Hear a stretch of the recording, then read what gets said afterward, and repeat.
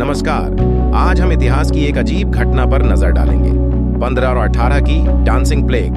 यह घटना न केवल अजीब थी बल्कि इतनी रहस्यमय भी थी कि आज भी इतिहासकार इसके कारणों को पूरी तरह से समझ नहीं पाए हैं। तो चलिए इस रहस्य की गहराई में जाते हैं। जुलाई 1518 में स्ट्रासबर्ग शहर में एक अजीब घटना शुरू हुई। एक महिला जिसका नाम फ्राउ ट्रोफिया था, अचानक सड़कों पर नाचने लगी। लोग उसे देखकर हैरान रह गए क्योंकि वह बिना रुके घंटों तक नाचती रही। यह देखकर कुछ लोग उसे पागल समझने लगे, लेकिन चीजें और अजीब तब हो गईं जब कुछ दिनों के भीतर दर्जनों लोग उसके साथ जुड़ गए और बिना रुके नाचते रहे। यह अजीब घटना लगभग 1 महीने तक जारी रही, जिसमें 400 से अधिक लोग बेकाबू होकर नाच रहे थे।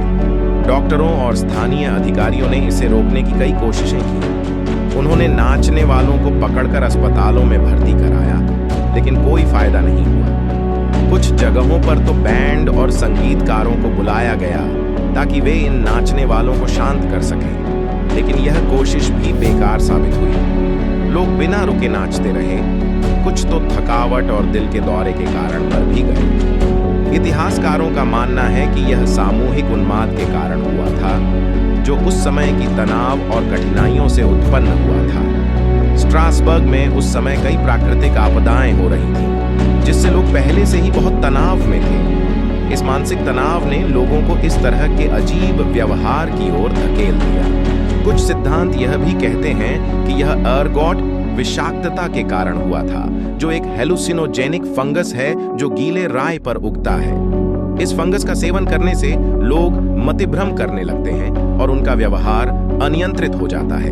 इस सिद्धांत के अनुसार उन लोगों ने गलती से ईयरगॉट युक्त राई का सेवन कर लिया था, जिसके कारण वे बेकाबू होकर नाचने लगे। कुछ लोग इसे धार्मिक कारणों से भी जोड़ते हैं।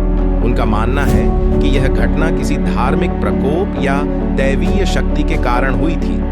उस समय के लोग इसे भगवान के गुस्से या किसी पवित्र आत्मा के श्राप के रूप में देखते थे।